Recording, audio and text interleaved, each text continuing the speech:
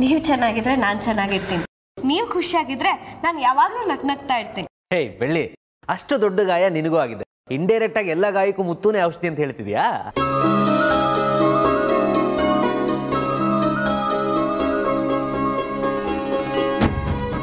ನಾನು ಯಾರನ್ನು ಬೇಕಾದರೂ ಕನ್ವಿನ್ಸ್ ಮಾಡ್ತೀನೋ, ಆದರೆ ನಿನ್ನ ತಂಗಿನೂ ಒಪ್ಸೋದು ಕಷ್ಟ ಅಲ್ಲ, ಸಾಧ್ಯನೇ ಇಲ್ಲ ಬಿಡು. ಮುತ್ತು, ನಿನ್ನ ಬಗ್ಗೆ ಗಮನ ಕೊಡೋದನ್ನ ಕಮ್ಮಿ ಮಾಡೋ ಅಂತ ಹೇಳಿದ್ರೆ ಬೆಳ್ಳಿ ಏನು ನಾನೇ ಒಪ್ಪಲ್ಲ, ಗಲಾಟೆ ಆಗ್ಬಿಡುತ್ತೆ. ಆಮೇಲೆ ಬೆಳ್ಳಿ ನೀನ್ ಹಿಂದೆನೇ ಇರ್ತಾಳೆ, ನಿನ್ ನೆರಳು ತರ. ಮುತ್ತು, ಒಂದು ಮಾತು, ಕತ್ಲು ಬಂದಾಗ ನೆರಳು ಬಿಟ್ಟು ಹೋಗ್ಬೋದು, ಆದ್ರೆ ಬೆಳ್ಳಿ ನಿನ್ನ ಬಿಟ್ಟು ಯಾವತ್ತೂ ಹೋಗೋದಿಲ್ಲ. ನಿನ್ನ ಕಷ್ಟ ಬಂದಾಗ ನಿನ್ ಜೊತೆ ನಿನ್ನ ಉಸಿರಾಗಿ ಯಾವತ್ತೂ ಇರ್ತಾಳು.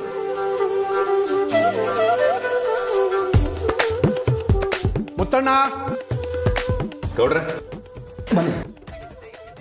ನಮಸ್ಕಾರ ಮುತ್ತಣ್ಣ. ವಿಷಯ ತಿಳಿತು, ಆರೋಗ್ಯ ವಿಚಾರಿಸೋಣ ಅಂತ ಬಂದೆ. ಆರೋಗ್ಯ ಹೇಗಿದೆ? ಏನು ತೊಂದರೆ ಇಲ್ಲ ತಾನೆ? ಊರ್ ಜನರ ಪ್ರೀತಿ ದೇವರ ಆಶೀರ್ವಾದ ಇರಬೇಕಾದ್ರೆ ನನಗೇನಾಗುತ್ತೆ ಹೇಳಿ? ಒಳ್ಳೇದಪ್ಪ. ಇನ್ನೊಂದು ವಿಷಯ ಮುತ್ತಣ್ಣ, ಇಡೀ ರಾಜ್ಯದಲ್ಲೇ ಮಳೆ ಬಂದು ಪ್ರವಾಹದಿಂದ ಕೊಚ್ಕೊಂಡು ಹೋಗ್ತಾ ಇದೆ, ಆದರೆ ನಮ್ಮೂರಿನಲ್ಲಿ ಒಂದೇ ಒಂದು ಹನಿ ಮಳೆ ಬಿದ್ದಿಲ್ಲ. ಆ ತಾಯಿ ಚಾಮುಂಡವ್ವ ನಮ್ಮ ಮೇಲೆ ಯಾಕೆ ಕೋಪ ಮಾಡ್ಕೊಂಡವಳೋ ಗೊತ್ತಿಲ್ಲ.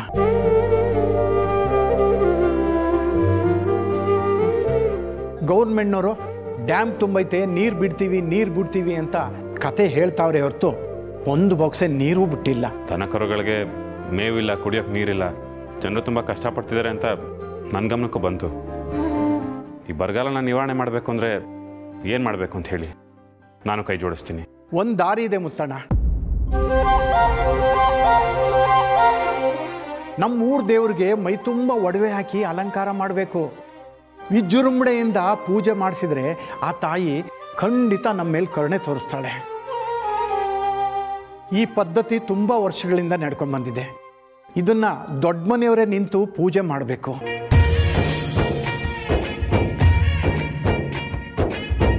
ಇದನ್ನ ಕೇಳ್ಕೊಂಡು ಹೋಗೋಣ ಅಂತ ಬಂದಿದ್ದೀನಿ. ಜನರು ಸುಖ ಶಾಂತಿಯಿಂದ ಇರ್ತಾರೆ, ಊರಿಗೆ ಒಳ್ಳೇದಾಗುತ್ತೆ ಅಂದರೆ ನಾನು ನನ್ನ ಕುಟುಂಬ ಎಂಥ ಕಷ್ಟದ ಕೆಲಸ ಮಾಡೋದಕ್ಕೂ ಸಿದ್ಧವಾಗಿರ್ತೀವಿ.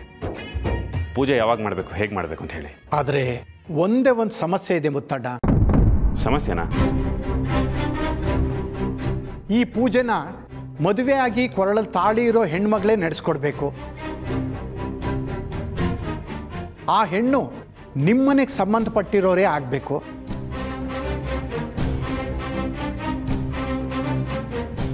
ಮನೆ ಸೊಸೆಯಾಗಿದ್ದ ಚಿತ್ರ ಈಗಿಲ್ಲ. ಇನ್ನು ಹರಣಿ ಕೋಮಾದಲ್ಲಿದ್ದಾರೆ. ಐಶು ಮತ್ತು ಕಾರ್ತಿಕ್ ಅವ್ರಿಗಿನ್ನೂ ಮದುವೆ ಆಗಿಲ್ಲ. ಈ ಮನೆ ಹಿರಿ ಮಗಳು ನಾನೇ, ಸೊ ಅಮ್ಮನವ್ರ ಪೂಜೆನ ನಾನೇ ಮಾಡಬೇಕು. ಆದರೂ ಶರ್ಮಿಳಂಗೆ ಮಕ್ಕಳು ಮರಿ ಅಂತ ಏನೂ ಆಗಿಲ್ಲ. ಅವರಿಂದ ಪೂಜೆ ಮಾಡಿಸೋದು ಎಷ್ಟರ ಮಟ್ಟಿಗೆ?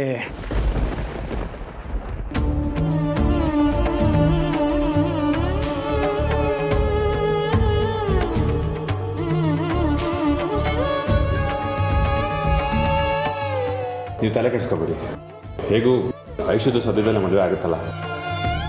ಸರಿ ಮುತ್ತಣ್ಣ, ಈ ಸಮಸ್ಯೆ ಇಷ್ಟು ಬೇಗ ಬಗೆಹರಿಯುತ್ತೆ ಅಂದ್ಕೊಂಡಿರಲಿಲ್ಲ. ಸರಿ, ನಾನಿನ್ನು ಬರ್ತೀನಿ. ನಮಸ್ಕಾರ.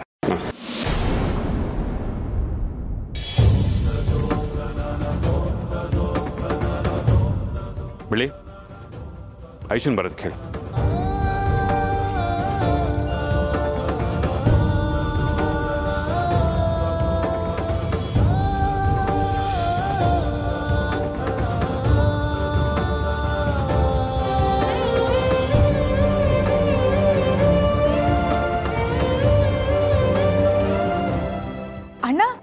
ಇಷ್ಟೊಂದು ಒಡವೆಗಳ? ಪರಂಪರೆಯಿಂದ ನಮ್ಮ ಕುಟುಂಬದವರು ಈ ಒಡವೆಗಳನ್ನ ಕಾಪಾಡ್ಕೊಂಡು ಬಂದಿದ್ದಾರೆ. ನಮ್ಮ ಹಿರಿಯರು ಅವ್ರ ಮುಂದಿನ ಪೀಳಿಗೆಗೆ ಅಂತ ಜೋಪಾನವಾಗಿ ಕಾಪಾಡಿದ್ದಾರೆ. ಈಗ ದಿನ ನಾವು ನಮ್ಮ ಮಕ್ಕಳಿಗೆ ಜೋಪಾನವಾಗಿ ಕಾಪಾಡಬೇಕು.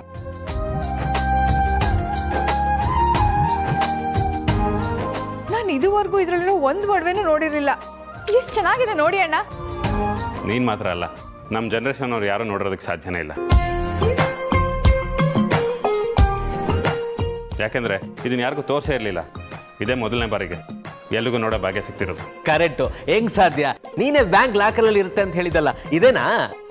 ಇದನ್ನ ಈ ಮನೆಗೆ ಸೊಸೆಯಾಗಿ ಬರೋ ಹೆಣ್ಮಕ್ಳು ಮಾತ್ರ ಹಾಕೋತಿದ್ರು. ಆದರೆ ಇದೇ ಮೊದಲನೇ ಬಾರಿಗೆ ಈ ಮನೆ ಹೆಣ್ಮಗಳು ಅಂದರೆ ನೀನು ನಿನ್ನ ಮದುವೆಲಿ ಹಾಕೋತೀಯ.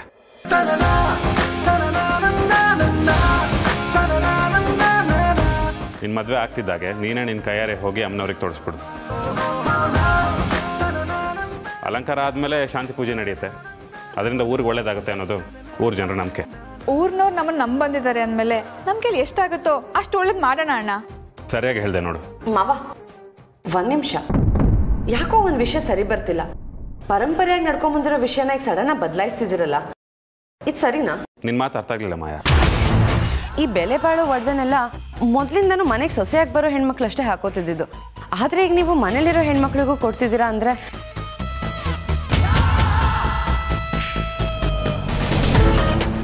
ಈ ಥರ ಪರಂಪರೆಯಾಗಿ ನಡ್ಕೊಂಬಂದಿರೋ ನಿರ್ಧಾರನ ಒಂದೇ ಸರಿ ನಿಲ್ಲಿಸಬಾರ್ದು ಅಲ್ವಾ ಮಾವ? ಮುಂದೆ ಇದರಿಂದನೇ ದೊಡ್ಡ ಪ್ರಾಬ್ಲಮ್ ಆದರೆ ಶುರು ಆಗಬೇಕು ಅಂತನ ಇಲ್ಲ ಮಾಡಬೇಕು ಅಂತ ಏನ? ಏನಿಲ್ಲ, ಪ್ರಾಬ್ಲಮ್ ಅಂದ್ರಲ್ಲ, ಮುತ್ತಣ್ಣ ಅದಕ್ಕೆ ಉತ್ತರ ಕೊಡ್ತಾರೆ ಅಂತ ಹೇಳ್ತಿದ್ದೆ ಅಷ್ಟೇ. ಅಲ್ಲ ಮಾಯಾ, ಈ ಮನೆ ಹೆಣ್ಮಕ್ಳಿಗೆ ಒಳ್ಳೇದಾಗ್ತಿದೆ, ಒಂದು ಒಳ್ಳೆ ಗೌರವ ಸಿಗ್ತಿದೆ ಅಂದರೆ ನೀ ಖುಷಿ ಪಡಬೇಕಲ್ವಾ? ಅದು ಬಿಟ್ಟು ನೀ ಹೀಗೆ ಮಾತಾಡ್ತಿದ್ಯಲ್ಲ. ನಾನು ಆ ರೀತಿ ಹೇಳ್ತಿಲ್ಲ ಮಾವ. ಅಂದರೆ ಪರಂಪರೆಯಾಗಿ ಬಂದಿರೋ ವಿಷಯನ ಬದಲಾಯಿಸೋದ್ರಿಂದ ಚಾಮುಂಡಿ ತಾಯಿಗೆ ಏನಾದರೂ ಕೋಪ ಬಂದು ಆ ಕೋಪನ ನಮ್ಮ ಮನೆಯವ್ರ ಮೇಲೆ ತೋರಿಸಿದ್ರೆ ನಮಗೆ ಕಷ್ಟ ಅಲ್ವಾ? ಇಷ್ಟು ದಿನ ನಡೆದಿರೋ ತಪ್ಪು ನಮ್ಮಿಂದ ನಡಿಬಾರ್ದು ಅನ್ನೋ ದೃಷ್ಟಿಲಿ ಹೇಳಿದೆ ಅಷ್ಟೆ. ಊರಿಗೆ ಊರ ಜನರಿಗೆ ಒಳ್ಳೇದಾಗಲಿ ಅಂತ ನಾವು ಒಳ್ಳೆ ಕೆಲಸ ಮಾಡ್ತಿದ್ದೀವಿ. ಒಳ್ಳೆ ಕೆಲಸ ಮಾಡಿದ್ಮೇಲೆ ನಮ್ಗೆ ಒಳ್ಳೇದೇ ಆಗುತ್ತೆ. ಐಶು, ಇದ್ರ ಬಗ್ಗೆ ನೀನೇನು ಹೇಳ್ತೀಯಾ? ನೀವು ನನ್ನ ಮೇಲೆ ನಂಬಿಕೆ ಇಟ್ಟಿದ್ದೀರಾ, ನಾನು ಅದನ್ನು ಹಾಳು ಮಾಡೋದಿಲ್ಲ. ನಾನು ಈ ಪೂಜೆನ ಮನ್ಸಾರೆ ಇಷ್ಟಪಟ್ಟು ಎಲ್ಲರಿಗೂ ಒಳ್ಳೇದಾಗಲಿ ಅಂತ ನಡೆಸ್ಕೊಡ್ತೀನಿ. ಆದ್ರೇನು?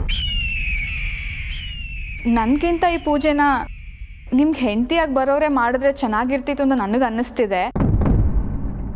ಯಾವತ್ತಿದ್ರೂ ಈ ಒಡವೆಗಳಿಗೆ ಅದ್ಗೇನೆ ಯಜಮಾನಿ ಅಲ್ವಾ?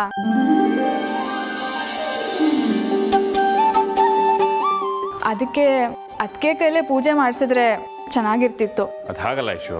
ಇಲ್ಲ ಅಣ್ಣ, ನನ್ಗೆ ಅದಕ್ಕೆ ಆಗಿ ಬರೋರ ಕೈಲೇ ಈ ಪೂಜೆ ಮಾಡಿಸ್ಬೇಕು. ಅದೇ ಸರಿಯಾದ ನಿರ್ಧಾರ. ಪ್ಲೀಸ್.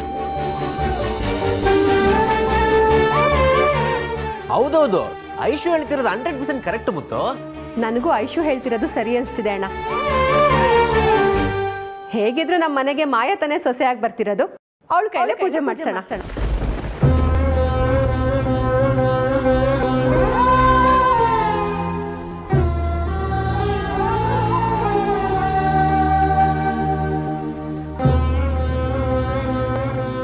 ನಾನು ಈ ಮನೆ ಸೊಸೆ ಅಂತ ಹೇಳಿದ್ದು ಮಾಯನಲ್ಲ, ಬೆಳ್ಳಿ ಅದಕ್ಕೆನ. ಯಾವತ್ತಿದ್ರೂ ಮುತ್ತಣ್ಣಗೆ ಮದುವೆ ಆಗೋದು ಬೆಳ್ಳಿ ಅದಕ್ಕೆನೆ. ಅದರಲ್ಲಿ ಯಾವ ಚೇಂಜಸ್ಸೂ ಇಲ್ಲ. Aishu, thank you so much. ನೀನು ಈ ರೀತಿ ಯೋಚನೆ ಮಾಡ್ತೀಯ ಅಂತ ನಾನು ಅನ್ಕೊಂಡೇ ಇರಲಿಲ್ಲ.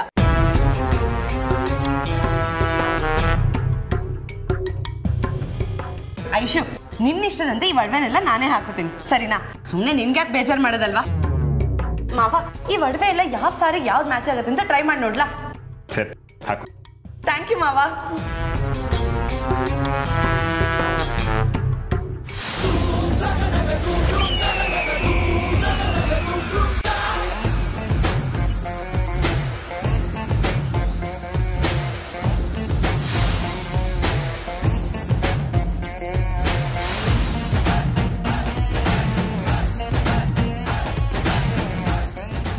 ನಾನು ಒಂದ್ಸಲ ಮನ್ಸು ಮಾಡಿದ್ರೆ ಆ ಕೆಲಸ ಮುಗಿಯೋವರೆಗೂ ಸುಮ್ಮನೆ ಬಿಡಲ್ಲ. ಅದು ಮದುವೆ ವಿಷಯ ಆಗಿರ್ಬೋದು, ಇಲ್ಲ ಮದುವೆಗೆ ಸಂಬಂಧಪಟ್ಟಿರೋ ಯಾವುದೇ ವಿಷಯ ಆಗಿರ್ಬೋದು, ಎಲ್ಲ ನಂದೆ. ನಾನಿರೋವರೆಗೂ ನೀನು ಅನ್ಕೊಂಡಿದ್ದು ನಡೆಯೋದು ಇಲ್ಲ, ನಡೆಯೋದಕ್ಕೆ ನಾನು ಬಿಡೋದು ಇಲ್ಲ.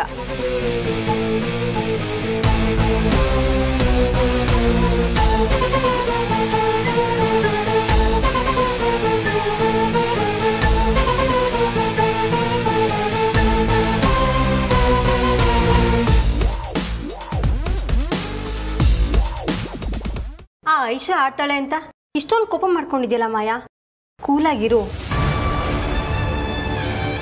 ಆ ಐಶು ಒಡವೆಗಳನ್ನ ಬಿಟ್ಕೊಟ್ಲು ಸರಿ, ಪೂಜೆ ಮಾಡಲ್ಲ ಅಂದ್ಲು ಸರಿ, ಆದರೆ ಇದನ್ನೆಲ್ಲ ಆ ಬೆಳ್ಳಿಗೋಸ್ಕರ ಬಿಟ್ಕೊಟ್ಲು ಅನ್ನೋದೇ ನನಗೆ ಸಿಟ್ಟು ಬರ್ತಿರೋದು. ಆ ಬೆಳ್ಳಿನ ಒಳ್ಳೆ ದೇವ್ರ ಥರ ನೋಡ್ತಿದ್ದಾರೆ.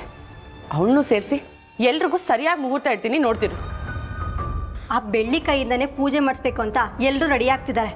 ಅದು ನಡೆಯಲ್ಲ ಅಂತ ನೀನು ಪ್ರೂವ್ ಮಾಡಿ ತೋರಿಸು. ಅವಳು ಯಾವುದೇ ರೀತಿ ಅಡ್ಡಿ ಮಾಡಿದ್ರು ನಾನು ಆ ಒಡವೆಗಳನ್ನ ಹಾಕೋದು ಯಾರಿಂದನೂ ತಡೆಯೋಕ್ಕೆ ಸಾಧ್ಯ ಇಲ್ಲ. ನಾಳೆ ಎಲ್ಲರ ಮುಂದೆ ಆ ಒಡವೆಗಳನ್ನ ಹಾಕಿ ತೋರಿಸ್ತೀನಿ. ಹಾಗೇನಾದರೂ ಮಾಡಿದ್ರೆ ಈ ಮನೆಗೆ ನಾನೇ ಸೊಸೆಯಾಗಿ ಬರ್ತೀನಿ ಅನ್ನೋದು ಗ್ಯಾರಂಟಿ. ಒಂದ್ ವೇಳೆ ನಿನ್ನಿಂದ ಇದು ಸಾಧ್ಯ ಆಗಿಲ್ಲ ಅಂದ್ರೆ? ಸಾಧ್ಯ ಇಲ್ಲ ಅನ್ನೋದು ಈ ಮಾಯಿನ ಡಿಕ್ಷನರಿಲೇ ಇಲ್ಲ. ನಾನು ಗೆಲ್ತೀನಿ, ಗೆದ್ದು ಬೀಗ್ತೀನಿ.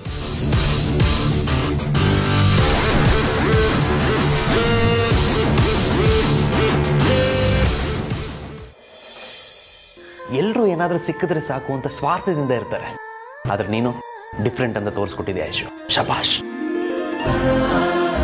ನಾನು ಇಷ್ಟೆಲ್ಲ ಮಾಡಿದ್ದು ಕೇವಲ ಬೆಳ್ಳಿ ಅದಕ್ಕೆಗೋಸ್ಕರ.